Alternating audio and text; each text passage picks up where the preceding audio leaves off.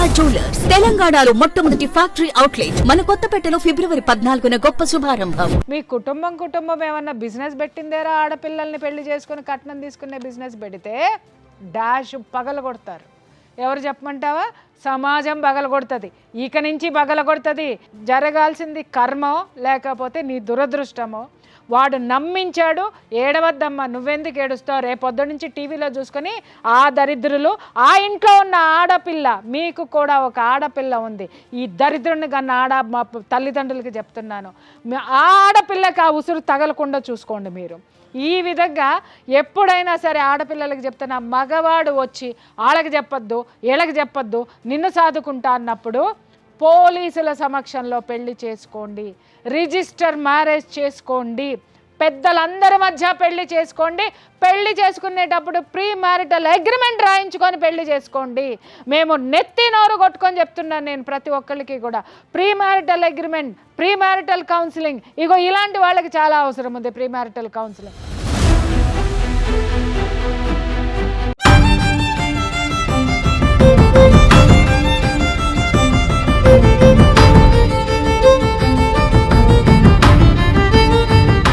నువ్వేం పని చేస్తావు? బస్కిట్లో చేసేదాన్ని మేడం. అక్కడ చేసి నేను డ్యూటీ చేసుకునేదాన్ని. నాకు ఈ అబ్బాయి అక్కడ పరిచయం అయ్యాడు. మ్యారేజ్ కాలేదనుకొని నాకు ప్రపోజ్ చేశాడు ఆయన. ఓకే, ప్రపోజ్ పెళ్లి కాలేదనుకోని, అంటే నీకు అంతకుముందే పెళ్ళయింది 1 yearలోనే నాకు హస్బెండ్ చనిపోయాడు. ఒక బాబు. నా ఫ్యూచర్ ఏదో నేను బతుకుతున్నాను. ఏం జరిగింది మీ ఆయనకి కొంచెం హెల్త్ ఇష్యూ ఉండడం వల్ల వాటర్లో పడి ఆయన చనిపోయాడు మేడం. మరి పిల్లగాడు మీ బాబు? ఇప్పుడు బాబు 11 వెళ్ళి 12 నడుస్తుంది. పెద్ద పిల్లగాడే ఉన్నాడు? పెద్ద పిల్లగాడు. ఓకే, సో ఈ ఏజ్లో బాబు ఉండంగా నువ్వు బిగ్ బాస్కెట్లో పని చేస్తుంటే నీకు ఒక పిల్లగాడు కలిసిండు. అక్కడ ఆయన పరిచయం అయ్యాడు. నాకు పెళ్ళి అయింది. నా వెనకాల నువ్వు పడొద్దని నేను అబ్బాయికి చెప్పాను మేడం. అలా ఫ్రెండ్స్ లాగా 1 year మా జర్నీ అలా నడిచింది. మనం ఇల్లు తీసుకొని విడిగా పోదామని చెప్పాడు ఆయన. 2020లో డిసెంబర్లో చెప్పాడు. నేను అన్నాను, నేను మ్యారేజ్ చేసుకోకుండా రాను, ఆల్రెడీ నా మ్యారీడ్, నీది అన్మ్యారీడ్, నాకు ఆల్రెడీ ఒక బాబు ఉన్నాడు, నేను అట్లా రాలేను, మ్యారేజ్ చేసుకుంటే కానీ నీ వెనకాల నేను రాగలుగుతానని చెప్పాను మేడం. ఓకే, ఆయన ఏమన్నాడు, మా అన్నకి పిల్లలు లేరు, ఆ బాబే మన పిల్లలుగా చూసుకుందాం, ఎందులో కూడా మా అన్నకి పిల్లలు లేరు కాబట్టి ఉన్న బాబే, ఆ బాబు చిన్నోడు కాబట్టి నేను తండ్రి స్థానం నేను ఇస్తాను, నువ్వు వరి అవ్వాల్సిన అవసరం ఏం లేదు అని అన్నారు మేడం. వాళ్ళన్నకి పిల్లలు లేకపోవడము నీ కొడుకుని ఆయన కొడుకు అనుకోవడానికి సంబంధం ఏందమ్మా? భరోసా ఇచ్చాడు. అంటే పిల్లాడు ఉన్నాడు, నువ్వు ఎలా చేసుకుంటావు అని అమ్మాయి అడిగితే 2 ఆప్షన్స్ ఏంటంటే, ఒకటి మా అన్నకి పిల్లలు లేరు కాబట్టి వాళ్ళు నీ బిడ్డని వాళ్ళు చూసుకుంటారు, అంటే నా కుటుంబం మొత్తం నీ బిడ్డను స్వీకరిస్తుంది అనేటటువంటి ఒక నమ్మకం ఇచ్చాడు మేడం. సుష్మా, అఖిలేష్ అనే అబ్బాయి కూడా వాళ్ళ ఫ్రెండ్స్, చేసుకోవచ్చు కదా రాధిక, ఏముంది, పిల్లోడు ఉంటే ఏముంది, నీది కూడా చిన్న ఏజ్, ఆ అబ్బాయి కూడా నేను అర్థం చేసుకొని నీ లైఫ్ ఏజ్ ఎంత అన్నది ఇప్పుడు 28 మేడం, అనేది 32. నీకు ఆ అబ్బాయి క్యారెక్టర్ ఏంటో అర్థమైంది, ఆ అబ్బాయి లైఫ్ ఏంటో ఆ అబ్బాయి క్యారెక్టర్ ఏంటో నీకు కూడా అర్థమైంది, అంట్లో పెట్టుకొని వచ్చే అబ్బాయి నీకు ఏడ ఉంటాడు, చేసుకోవచ్చు కదా నువ్వు కూడా అని వాళ్ళు కూడా నాకు రిక్వెస్ట్ చేశారు. నాకు కూడా ఆయన అవన్నీ మాట్లాడడం, నా పిల్లోడు అనడం వల్ల నాకు నమ్మకం కుదిరి నేను ఆ అబ్బాయితో ఓకే చెప్పాను మేడం.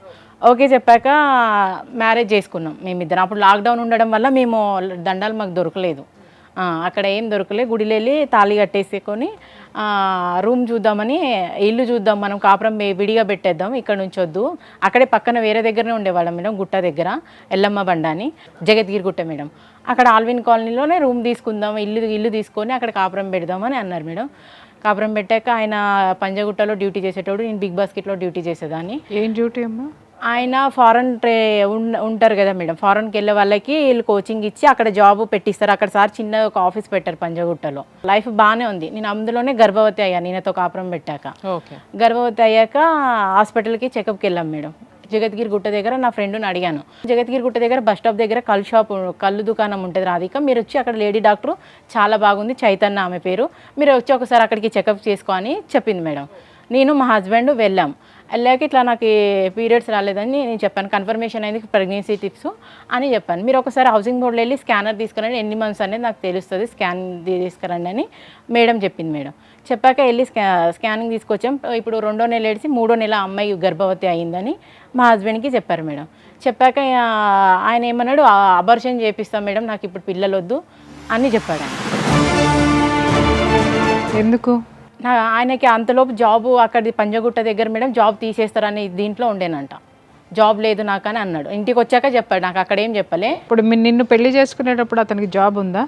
ఉంది మేడం. 10,000 జీతంతో పెళ్లి చేసుకున్నాడు చేసుకున్నాడు. ఆ సంగతి అతనికి తెలుసు కదా? తెలుసు మేడం. పెళ్లి చేసుకుంటే పిల్లలు పుడతారన్న సంగతి కూడా తెలుసు కదా? తెలుసు మేడం. ఇప్పుడు ఏం చదువుకున్నాడమ్మా ఆయన? బీటెక్ కంప్లీట్ అయింది. బీటెక్ కంప్లీట్ అయిన పెద్ద మనిషికి జీతం సరిపోదు అన్నప్పుడు, పిల్లలు అప్పుడే వద్దనుకున్నప్పుడు ముందే జాగ్రత్త పడ్డం అనేటటువంటిది, ముందు జాగ్రత్త చర్యలు పెద్ద మనిషికి తెలీదా? పెళ్లి అంటే ఏంటి? ఎంజాయ్మెంట్ కోసం చేసుకున్నారా మీరిద్దరు? బిడ్డలు అనే కాన్సెప్ట్ లేదా? పెళ్లి అన్న తర్వాత బిడ్డలు అనే వాళ్ళు ఉండరా? ఉంటారు మేడం. ఆ, అన్నా నేను అంటే సరేలే రాధిక ఉండనిలే, నేనేదో ఇప్పుడు వద్దని అనుకుంటున్నా, ఉండనిలే, నేను అట్లా ఏం చేయను, అబర్షన్ ఏం చేయించాను అని అన్నాడు మేడం. అన్నాక ఒక 15 days అలా వదిలేశాడు మేడం. చెకప్ కని వెళ్ళాక సార్తోని మాట్లాడాలి నేను, మేడం నాకు ఫోన్ నెంబర్ ఇవ్వని చైతన్య మేడం దగ్గర సార్ డాక్టర్ది నెంబర్ తీసుకున్నాడు. నువ్వు అబర్షన్ చేపిస్తా అని అన్నావంట కదా బాబు, మీ వైఫ్కి ఇష్టం లేదంటే నువ్వు అబర్షన్ ఎందుకు చేపియాలనుకుంటున్నావు అని అన్నాడు. అన్నాక అవును సార్ నేను చేపియాలని, అప్పటికి మళ్ళీ ఆయన డ్యూటీ వెళ్ళిపోయింది. డ్యూటీ లేదు మేడం, నేను ఒక్కదానే డ్యూటీ చేసేదాన్ని బిగ్ బాస్కెట్లో, ఆయనకి జాబ్ లేదు అప్పుడు. నీకెంతమ్మా సాలరీ? నాకు 15,000 మేడం. నేను బయట కూడా వేరే వర్క్ చేసేదాన్ని, కుకింగ్ కూడా వేరేగా అపార్ట్మెంట్లో చేసుకునేదాన్ని మేడం. అట్లా ఒక 25. కాదమ్మా, ఆడపిల్లవి బయట వంట చేసుకుంటా, పిల్లగాన్ని చూసుకుంటా, ఇటు బిగ్ బాస్కెట్లో పని చేసుకుంటా ఇంత చేస్తున్నావు, మరి నీ మొగుడు ఒక ఉద్యోగం సంపాదించుకోలేడా? నీకు బిడ్డ చదివి అది కూడా. నువ్వేం చదువుకున్నావమ్మా? నేను 5th చదువుకున్నా మేడం. కర్ణాటక 5th క్లాస్ చదివి నువ్వు 25,000 అమ్మాయి సంపాదిస్తుంటే, బీటెక్ చదివిన గాడిదకి 10,000 ఉద్యోగం పోగొట్టుకోవడం తెలిసింది. వెళ్ళి సార్తో ఇట్లా ఇప్పుడు డ్యూటీ లేదు సార్, మా వైఫ్కి ఒక్కదానికే ఉంది, ఇప్పుడు మేము రెంట్ ఏం కట్టుకోవాలి, ఇంట్లో సరుకులు ఏం తెచ్చుకోవాలి, ఇలా మా ఇష్యూ ఉంది సార్ అని అన్నాడు. అది డాక్టర్తో మాట్లాడాడు సార్ మేడం, మా హస్బెండ్ మాట్లాడితే డాక్టర్ ఏమన్నాడు, మీ వైఫ్కి ఇష్టం లేనిదే మేము బలవంతంగా ఒక పిండాన్ని మేము చంపేయలేము, నువ్వు దీంట్లో నన్ను ఎక్కువ ఇన్వాల్వ్ చేయొద్దు, ఏదైనా ఉంటే ఆ అమ్మాయి పేరెంట్స్ కానీ మీ పేరెంట్స్ కానీ తీసుకొచ్చి నువ్వు మాట్లాడి ఏదైనా చేసుకో, దాన్ని నన్ను ఇన్వాల్వ్ చేయొద్దు, నువ్వు వెళ్ళిపోను. ఇందాక నేను అడగలేదు, నేను పెళ్లి చేసుకునే ముందు వాళ్ళ ఇంట్లో మీ ఇంట్లో చెప్పి ఒప్పించే చేసుకున్నారా? ఒప్పించలేదు. నువ్వు కూడా మీ తల్లి తండ్రితో మాట్లాడలే. నేను చెప్పాలని అనుకున్నా మేడం, ఇప్పుడు ఏం నువ్వు చెప్పొద్దు రాధిక, నాకు డ్యూటీ లేదు, ఏం చేస్తాడు ఆయన అది ఇది అని అడుగుతారు. ఆ 10,000తో నువ్వేం సంపాదించి బావ ఎట్లా చూసుకుంటావు, మ్యారేజ్ అయిన అమ్మాయినని లేనిపోని క్వశ్చన్స్ ఆన్సర్లు అన్నీ అడుగుతారు. నేను అంత హెడేక్ పెట్టుకోలేను, నా మీద నీకు నమ్మకం ఉందా లేదా, నేను మా అమ్మ మీద ఒట్టేసి నేను తీసుకెళ్తున్నా, వస్తావా రావా నువ్వు? ఇప్పుడు నా 4 నెలలు 5. ఇక్కడ ఇంకో విషయం అర్థమవుతలే నాకు, వాళ్ళ ఇంట్లో కూడా మాట్లాడలే మేడం. మరి అట్లాంటి మనిషి, మా అన్నకి కొడుకు లేడు, పిల్లలు లేరు, వాళ్ళు కూడా మంచి చూసుకుంటారు నీ కొడుకుని, పోదాము అందరం కలిసి ఉందాం అన్నాడు అని నువ్వే చెప్తే ఇందాక. మరి ఎట్లా లాజిక్ ఎట్లా కుదురుతుంది చెప్పు, నువ్వు చెప్పు నాకు. ఆయన అలా చెప్పాడు మేడం నాకు, నేను నమ్మేశాను అన్ని విధాలుగా ఆయన. హలో హలో, వెంకటేష్ గారా అండి మాట్లాడేది? చెప్పండి సార్, యాక్చువల్గా మీ వైఫ్, మీ ఫస్ట్ వైఫ్ మా దగ్గర ఉంది, పేరు రాధిక, సుమన్ టీవీకి వచ్చింది. కట్ చేసాడు. ఇంత ఘోరంగా ఉంటారంటే చీ చీ చీ చీ. హలో చెప్పండి సార్ నమస్తే. నమస్తే అండి, మేము సుమన్ టీవీ నుంచి కాల్ చేస్తున్నాం సార్. చెప్పండి అమ్మా. మీరు జి వెంకటేష్ గారు భావన? అవును. మీ పేరు సార్? చెప్పండి అమ్మా, మీకు ఏం కావాలి, ఏంటిది చెప్పండి. సార్ నేను మీ పేరు అడిగిన అంతే మాట్లాడడానికి. ఓకే ఉండండి సార్. ఇప్పుడు పెట్టేసారు, ఇంత బాధ్యత లేకుండా నా ఎట్లా తయారైనరంటే మనుషులు. నేను ఇప్పుడు ఎంత మంచి మాట్లాడినా సార్, మీరు ఒక అడ్వకేట్గా మీరు విన్నారు, ఇప్పుడు ఇంత మంచిగా అంటే ఒక బాధ్యత అంత మొత్తం ఫ్యామిలీ అట్లనే ఉన్నారు. ఒకరి మీద ఒకరికి ఇది లేదు, శృతి లేని సంసారం చేయలేమంటారు చూసినరా అమ్మ. గతి లేకున్నా చెయ్యొచ్చు. చూసిరుగా ఆ పిల్ల 5వ తరగతి చదువుకొని అంత సంపాదించుకుని అంత కష్టపడి చాలా సుఖంగా బతికింది. కానీ ఈ శృతి లేని సంసారం అంటారు చూసిర్రా, ఎట్లా చేస్తున్నారో మరి వీళ్ళు ఇంట్లో ఆ మొగుళ్ళతోని సంసారం నాకు అర్థమైతలేదు. హలో, ఎవరండి మాట్లాడేది? చిన్నారి మీరేనా? Okay okay. Radhika Suman TV స్టూడియోకి వచ్చిందండి. తనకి ఇప్పుడు ఒక ప్రాబ్లం నడుస్తుంది అని చెప్పేసి, మీకు తెలుసా ఇది కథ అంతా? చెప్పిందా? అంటే భార్యాభర్తలుగా వీళ్ళిద్దరు మీ ఇంటి పక్కనే ఉండేటోళ్ళట కదా? అవునండి, మా ఇంటి పక్కనే ఉంటారు. మంచినే ఉండేటోళ్ళ? కొట్టేటోడు అంట కదా ఒక్కొక్కసారి? బాగానే ఉండేవారు అనుకునే వాళ్ళం మేమైతే, తర్వాత తెలిసింది కొట్టేవాడు తిట్టేవాడు అని చెప్పేసి. ఓకే అండి, అదే జస్ట్ కన్ఫర్మేషన్ కోసం అని ఫోన్ చేసిన అండి. ఓకేనా? 50 రూపీస్ బాండ్ పేపర్ మీద, ఒరే దరిద్రుడా నువ్వు రాసిచ్చినావు కదా, తెలుగులో రాసిచ్చాడమ్మా వీడు.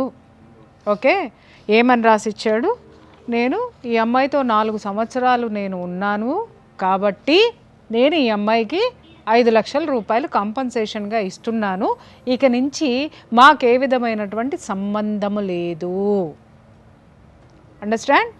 అయితే ఇక్కడ విషయం ఏంటంటే ఆ అమ్మాయిని పోలీస్ స్టేషన్కి వెళ్ళకుండా పక్క గల్లీలోకి రా, మన ఇద్దరం అగ్రిమెంట్ చేసుకుందామని పిలిచి వాడు చెప్పింది ఏంటి అంటే నీ 10 లక్షలు నీకు ఇస్తా, నీతో ఉంటా అని చెప్పి నమ్మవలికి పిలిచి రాసిచ్చాడు. విషయం ఏంటంటే ఆ అమ్మాయికి తెలుగు చదవడం రాదు. వాడు రాసి ఇచ్చింది, మీరు అమాయకత్వం అన్నారు కదా, ఇది పరాకాష్ట. ఆ అమ్మాయి అమాయకత్వానికి పరాకాష్ట. దయచేసి నేను సమాజానికి చెప్తున్నాను. వాడు ఇంకా ఎంత లాస్ట్లో కూడా ఎంత దరిద్రుడా, నీకు తిట్టడానికి డిక్షనరీలో కొత్త పదాలు ఎతకాలి, మామూలు పదాలు నీకు సరిపోవు.